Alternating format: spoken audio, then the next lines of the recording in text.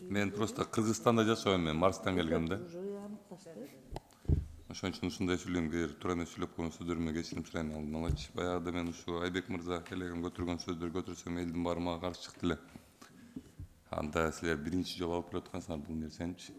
Бир жумуртка азыр канча сом турат Кыргызстанда? Примерный бааны айтып бергиле, примерный эле. Базарда 12-13 сом. Иә. Базарда 12-13 сом. 12-13 сом, оптом дегенде ошондо канча сом болуп калат? Примерно 10 сом болуп калабы? Бир компот канча турат? Мындайда бул жерде тамак аш жасалганда баягы ар бир кишиге өзүнчө кылып эсептелинбейт. Мен сизге бир нерсе айтып берейинби? Комментарий түшүндүм мен. Мен сизге бир нерсе айтып берейин. Мен мындайынан чөйсөк дагы, тигиндейинен чөйсөк дагы, 30 сом кылган күндө дагы эртең мененки баланын завтрагына жетпейт. Баягыда ушинтип айтып чыксам, ата-энелер каршы чыкты, сен кичинекей балдардын немесинен аяйсыңбы, мектепке барып тамак жеп аласың деп. Алар баягы өздөрүнүн кезинде эле элестетип атат. Мектепке барып тамак жегенди өздөрүнүн кезинде эле элестетип атат да. Силер айтып аткан сумма менен баланын эртең мененки тамагынын бир ай калышы жок да. Сиз эртең менен балаңызга мындай кичине кылып нанды кесип берип тургандан кийин кичине чайга малып тургандан мектепке жибересизби? Мисалга алып келейин. Реальный эле нерсе да бул. Просто мындай мен түшүнбөйм да, силердичи өкмөт тараптычы вообще мындай каякта жашайсыңар силер? Не деген сказкаларды айтып келесиңер бияка? Зачем эти сказки нужны? Айтсам же бул тарап түшүнбөйт, же тиги тарап түшүнбөйт. Токтотуп койбойт белиңер муңарды. Жөнүндө токтотуп койбойт белиңер. Болбойт деп эле айтып койбойсуңар. Эмне болтасыңар? Болбойт. 20 эмес 30 сом кылсаңар дагы болбойт. Мен көрдүм, мен бардым ал жерлерге дагы жакшы, чындап эле жардам берип атышыптыр. Бирок ал Айбек мырза айткандай эртең токтойт. Мен квартира снимать этип жашап жүргөн адамдарга кирем да. Квартира снимать эткенди элдер билбейт кандай оор экенин. Биринчи айын төлөйсүң, экинчи айын төлөйсүң, үчүнчү айда карызга кире баштайсың. Төртүнчү айда ошол карызыңды төлөп, тиги квартираны төлөй албай каласың да. Просто мындай реальный нерселерге келбейлиби? Мен могу мындай волшебный мирде жашаган жанадым да ужечи. Мисалга алып келели, немеден саламаттык сактоо министрлигинен бирөө барбы? Балдардын тамак ашын контролдой аласыңар бүгүнкү күндө? Ошол мектептерден берип аткан тамак ашты азыр ушул күндө, азыр биз ушул жерде отурган күндө контролдой аласыңарбы? Ооба, күнүмгө контроль болуп турат. Бирок баягы өзүн мисалы үчүн бир райондо бир врач ошол эмени курировать этет. Или бир помощник деп коебуз, ошол врачтын эмеси. Ошол бир райондо канча мектеп болсо ошону бир киши курировать этет. Ал күнүгө выездга чыгат, бирок баягы по очереди кандай жетишсе ошондой болуп лабораторный анализи постоянно алынып турат. Мисалы үчүн былтыркы жылды алсак, ошол химический составын жана микробиология жанагы коопсуздугуна алынган эмесин алып көрсөт, жана айтып аткан калорийность мисалы үчүн. Рахмат эжеке. Коллегалар уктуңар да. Уктуңар, баарыбыз уктук, ушул жерде сүйлөшүп аткан.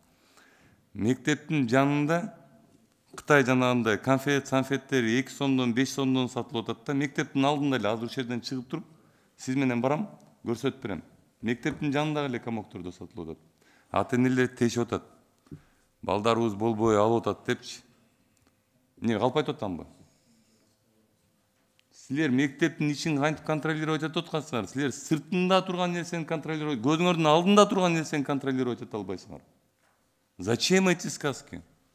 Ушинтип эле сказка айтып эле жүрө бересиңерби?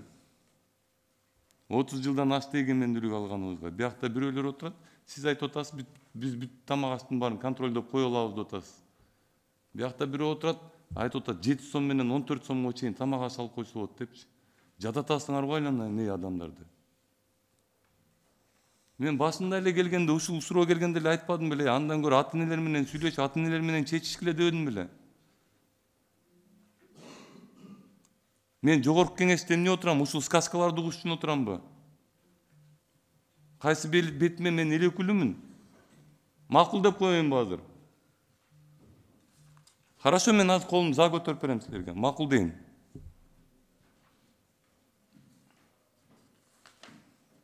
Может, хватит уже этих сказок, а? Может, санэпидемнадзордун врачтары чындап эле чыгып алып мектептин тегерегинде тетиги сатылып аткан нерселер жок кылат эжеке. Мен тешкил этпей атам элерге. Күнүгө ошол боюнча менде мен чыгып кетейин деп атат уже башыманчы.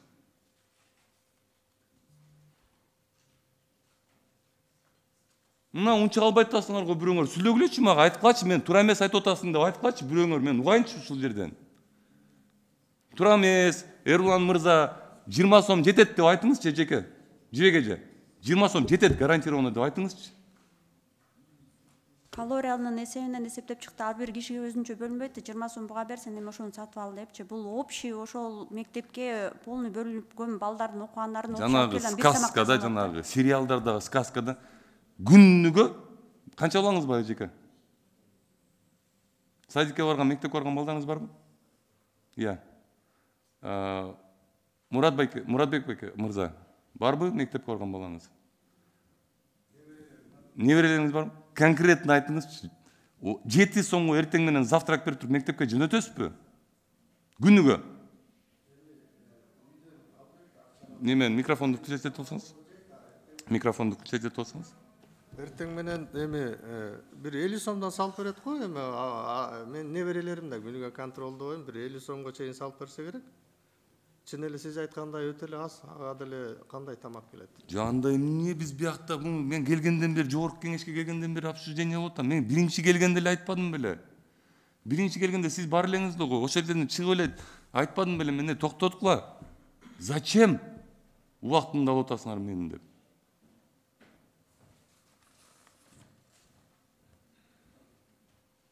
Же токтото албайсыңар, же айтпайсыңар, токтотуш керек деп отурасыңар чында эле. Контролдоп койгонсуңар баары сонун Кыргызстанда. Только по факту алып келгенде мен телефон күйүп кетейин дейт. Мектепте акташ чогултуулар токтосун дегенсиңер. Жомок. Азыр ачып берейинби Инстаграм, мына мен азыр кире элекмин Инстаграмга, азыр ачып берейинби, азыр мончанчы мектепте акча чогултуп атат деп чыгат азыр. Надоело в сказке жить. Мындай серьезныйраак жумуш алып барып, чындап эле серьезныйраак болосуз силер. Мен айтканымды угасыңар да бияктан кетесиңер да, болду сүйлөй берет дейсиңер. Бирок мен Кыргызстандын жаранымын. Мен могул жерде отурган жомооңарды азыр могу ак үйдүн эшигинен чыккандан кийин эле көрөм. Контролдобойсуңарбы эжеке жанакы мектептин тегерегиндеги немелерди сатып аткандарды? Кытай неме конфеттерин сатып аткандарды? Бөбүжан Камчыбековна. Эрлан Калчурович, сиз билесиз да, мурункудай мисалы үчүн тамак аш саткан магазин болобу же кафе болобу бизден уруксат албайт мурункудайчы. Мектептин ичинде запрет бар. Биздикилер ичин контролдойт. А сыртындагыларды бизден уруксат албай эле эмеден айылык мүктөрдөн алабы, жанагы архитектурадан алып берет.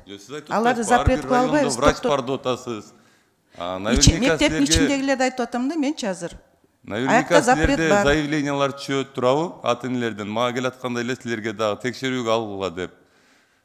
Кыргызстандын мыйзамы боюнча силерге заявление түшкөндөн кийин силер текшерүүгө алышыңар керек. Бирок аны через Минэконом кылып койгон. Минэкономдо жана Улан деген мырза отурат. Фамилиясы ким эле Улан мырзанын? Ал каалаганын берет. Ага айтып койсо бербегиле деп койсо бербей коет. История айтып берейинби силерге? Газовый баллондорго заявление жазган менчи. Мисахар кезинде видеосу бар, көрө алгыла. Заявление жазган барып, газовый баллондор жарылат жакында деп. Ошол Улан деген мырза бербей коет. Минэкономдон рухсат бербей коет текшерүүгө алганга. Прокуратура биякта отурасыңар да, бербей коет. Акырында 2 адам каза болот, бир жаш кыз каза болот. Бир жума өтпөй бир жаш бала каза болот. 3 жумадан кийин могу Жиржинка чүйдөн бир кыз каза болот. Мен Кыргызстанда жашайм, мен дагы бир жолу айтып берип атам, өкмөт мага келатканда билип туруп келгилечилер, кимге келип атканыңарды. Мен Кыргызстандын силердей эле болгон жаранымын, мен мындай жомоктордо жашагым келбейт. Рахмат.